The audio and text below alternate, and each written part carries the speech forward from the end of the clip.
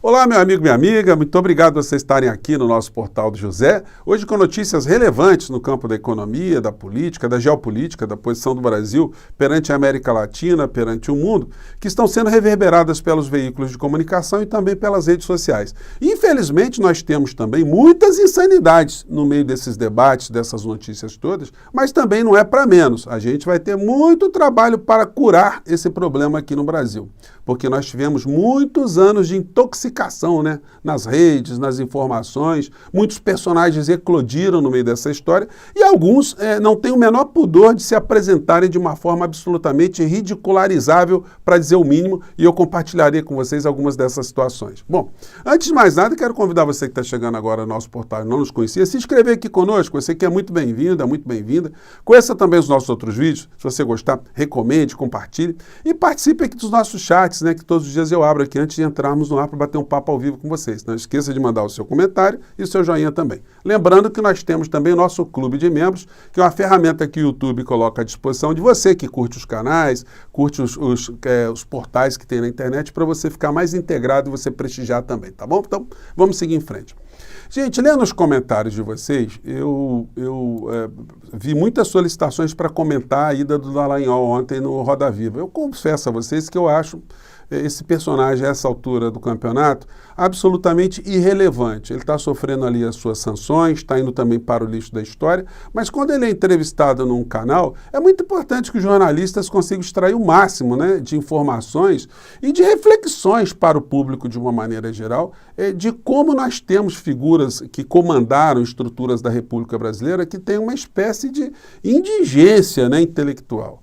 Porque quando a pessoa não consegue discernir de uma forma muito clara uma posição de outra posição, a posição política de outra, isso revela muitas coisas. Por isso que eu sempre convido a vocês aqui no nosso portal, quando vocês veem, vocês escutam uma opinião, né, de alguém que é absolutamente inclassificável, você concorda com aquele sujeito em muitas coisas, você deve ligar o seu próprio sinal de alerta, né? Então vamos colocar aqui do que eu estou falando para chegar nas outras questões também que eu quero advertir, quero pedir a reflexão de vocês. Vamos ver o que ele disse ontem sobre a diferença de Lula e Bolsonaro. Avaliando Lula, avaliando Bolsonaro, eu não penso duas vezes em defender Bolsonaro contra Lula. Lula tem uma concepção que eu acho totalmente errada de mundo. Lula traz uma imagem do Estado totalizador, um Estado que entra nas liberdades individuais, gente, quer, por exemplo, substituir quando alguém diz que a visão de mundo de Bolsonaro é superior à visão de mundo de Lula, a gente tem um problema sério, né? Mas o que a gente vai exigir, como eu falei para vocês, né? Quando essas pessoas começaram a se bandear para o lado do bolsonarismo de uma maneira muito clara, aí a corrupção moral ficou muito evidente. Não é possível que eles ignorem ou tivessem ignorado os problemas criminais, a malversação de recursos públicos, de gabinetes do clã Bolsonaro, um enriquecimento ilícito dessa gente, quando eles começaram a se aproximar. Logo os paladinos da lei e da justiça, enfim. Então isso denota muitas coisas. E aí uma declaração dessa fecha com chave de ouro, né? Quem é esse personagem? Bom, então tá aí o comentário, né? Não dá para a gente chover mais no molhado. Agora o problema dele é com a justiça e com o lixo da história. Bom, notícias de hoje. Lula defende integração e legado da Unasul em reunião com líderes da América do Sul. Na abertura de cúpula, o presidente afirma que interesses que unem países estão acima de divergências ideológicas. Gente, isso é um clássico nas relações internacionais. Se os países não conseguissem se unir numa convergência, né, de interesses comuns que sejam benéficos ao planeta, em função de diferenças internas de várias naturezas na cultura de cada país, na formação do Estado de cada país, nós não teríamos nenhum tipo de unidade para fazer absolutamente nada, de resolver problema nenhum no planeta. Por isso, essas instituições, elas surgiram. E é por isso que o presidente do nosso país está querendo um protagonismo maior da região da América do Sul. Quando o Lula ele tenta se colocar como o país, né, colocar o Brasil como país líder da América Latina, isso não é pouca coisa, porque esse bloco pode interferir na geopolítica do planeta. Porque hoje nós não temos capacidade nenhuma, nós somos satélites, os países da América Latina, das grandes potências. A gente aqui funciona como apenas um território para a exploração de commodities, né, e de obediência a seus desejos geopolíticos. Então, está sendo muito interessante que esse debate esteja vindo à tona, contrastando com os anos que nós passamos aqui de obscurantismo, né? Do Brasil ter assumido a postura de pária, de ter assumido a postura de inservível perante o mundo na gestão, se é que a gente pode chamar, né, do ex-presidente da República, que eu estou evitando até de citar o nome aqui. Bom, e aí a gente tem outra notícia aqui do Estadão. Lula propõe criação de moeda comum para comércio na América do Sul. O presidente disse em reunião com líderes sul-americanos, no Itamaraty, que a medida ajudaria a reduzir a dependência de divisas com dólar. Olha só, essas posições de Lula, elas são desafiadoras, né? Elas afirmam uma soberania nacional, uma independência do Brasil, do continente, em relação a todo um processo histórico de dominação que nós sofremos aqui dos continentes do continente europeu e também dos Estados Unidos da América. Então, isso tudo faz levantar muitas preocupações, de um modo geral, de que o governo Lula não terá muitas facilidades partindo de Washington em relação ao Brasil. Eles não estão indiferentes a essas coisas que estão acontecendo aqui, não. Para vocês terem uma ideia, ao mesmo tempo que está acontecendo essa cúpula, os Estados Unidos mandaram, conforme diz o Estadão, generais ao Brasil conversar com o governo Lula para deter a ameaça chinesa, entre aspas. Então, eles mandaram aqui, na linha fina aqui, a gente tem o seguinte texto. Após o presidente decidir que o Exército tinha de convidar chineses para seminário, porque a questão de segurança, então o Lula sugeriu também que a China, como um grande parceiro comercial, estivesse presente nessas discussões. Bom, Laura Richardson e William L. Thigpen chegaram a Brasília e se reuniram com os comandantes das 3 Forças Armadas e com o ministro da Defesa em busca de acordos de cooperação. Então, eles não estão de bobeira não, tá, gente? Está aqui um tweet aqui da senhora Richardson, Laura Richardson, né? Falando sobre esse encontro aqui no Brasil. Aqui tem uma foto aqui dos militares norte-americanos junto com os militares brasileiros. Então, eles não estão indiferentes às coisas que estão acontecendo no Brasil. E isso faz com que o governo Lula também tenha muita atenção, né, muita prudência na condução de alguns assuntos, porque algumas situações servem como justificativa para a corrosão interna, né, de governos. Os norte-americanos, eles nunca tiveram o menor pudor de fazer qualquer interferência em qualquer país do mundo de uma forma ardilosa, né, diríamos assim, no campo da geopolítica, no campo das articulações não bélicas, e quando as coisas não funcionaram para eles no sentido da política, eles sempre partiram para a força bruta mesmo, a força militar, né?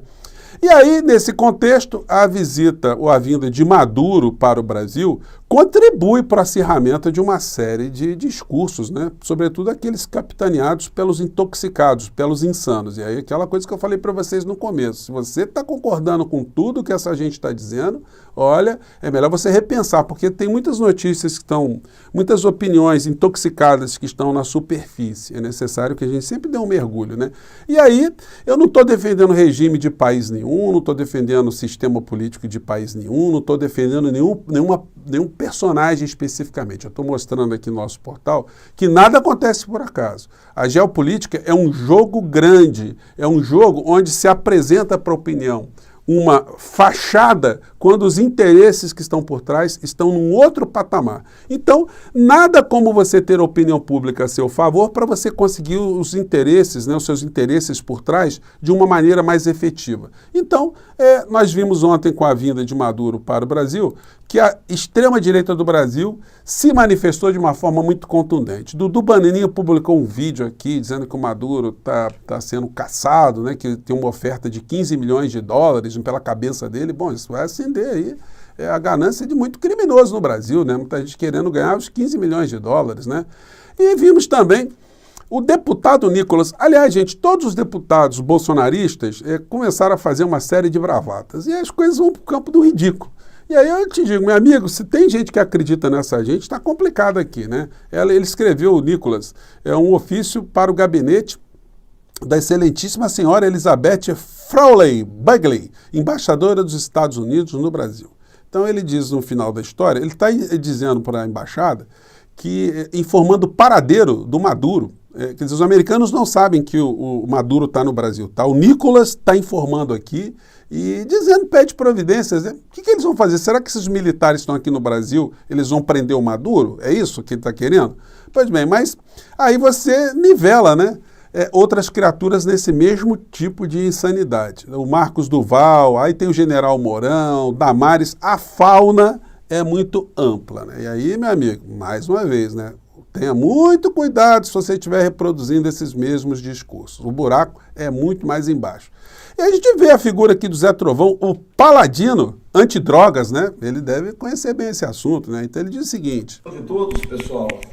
Nós enviamos uma nota de repúdio e um informativo à Embaixada Americana no Brasil sobre a presença do ditador comunista, bandido, traficante Nicolás Maduro. Estou aguardando uma resposta da Embaixada Americana que eu espero que tome. A Embaixada Americana vai responder o senhor mesmo, deputado. Fica aí tranquilo que o senhor vai ser bem informado disso aí. O que eles vão fazer? Eles vão mandar lá um avião aqui cheio de soldado aqui americano dentro do território brasileiro para prender o Maduro, porque o senhor e o Nicolas estão informando, né? Gente, quando eu levanto essas questões todas, sem entrar no mérito aqui, porque são questões aqui que estão muito contaminadas de uma maneira geral, sobre a Venezuela, eu vou só citar um fato para vocês, tá? Hugo Chávez, quando ele vira o presidente da Venezuela, um dos seus primeiros atos foi desprivatizar todo o sistema petroleiro que tinha sido entregue pelo Estado venezuelano a muitas empresas estrangeiras. Eu fui dar uma pesquisada aqui, eu achei o nome das empresas, tá? Quem explorava o petróleo na Venezuela eram várias empresas. A PDVSA, a empresa venezuelana, ficou apenas com 10% da exploração do petróleo na bacia venezuelana. As empresas eram 6 empresas americanas. A Mobil, a Neron, DuPont Conoco, a Moco, LL&A e a Benton dos Estados Unidos. A Veba da Alemanha, a F da França, a British Petroleum da Inglaterra, a Nippon do Japão, a Maxus da Argentina, a Norsen do Canadá, a China NPC da China, a China e Repsol e a Repsol da Espanha. Todo mundo estava deitando e rolando na Venezuela. Então, quando essa realidade mudou, estranhamente os governos venezuelanos passaram a ser nocivos para o planeta, né? Tudo para reverter esse processo que foi feito ali na Venezuela e as situações geopolíticas nós todos conhecemos. O bloqueio, a tentativa de destituição do governo e é muito importante que haja uma massificação de informações que aquele regime é um regime muito ruim para aquele povo, que aquele regime fere direitos humanos e coisas que tais, para poder destituir aquele governo e reverter todas essas situações econômicas. Bom, eu estou apenas apresentando fatos para vocês, para as pessoas ainda que não conheciam esse tipo de assunto, porque às vezes você quando joga algumas informações assim, a pessoa acha que você está passando pano, que você está ignorando fatos, que você não tem sensibilidade, você é contra direitos humanos, que você não está enxergando. E eu quero sempre chamar a atenção, é para isso que nosso espaço serve, né, de que as coisas nem sempre são como elas são apresentadas pela grande mídia de uma maneira geral. Sempre existem situações por trás dessa história e não existe ninguém santo no meio desse processo quando o assunto é geopolítica. E nós, como brasileiros, nós temos que ter a nossa altivez, a nossa autonomia, a nossa autodeterminação de podermos enxergar a realidade de maneira independente daquela que é apresentada para nós aqui durante tanto tempo pelos países que sempre dominaram os países periféricos, né? Gente, mais tarde eu volto aqui com vocês. Mande seus comentários aqui para o nosso portal, porque são muito importantes, tá bom? Um grande abraço, até mais tarde. Tchau!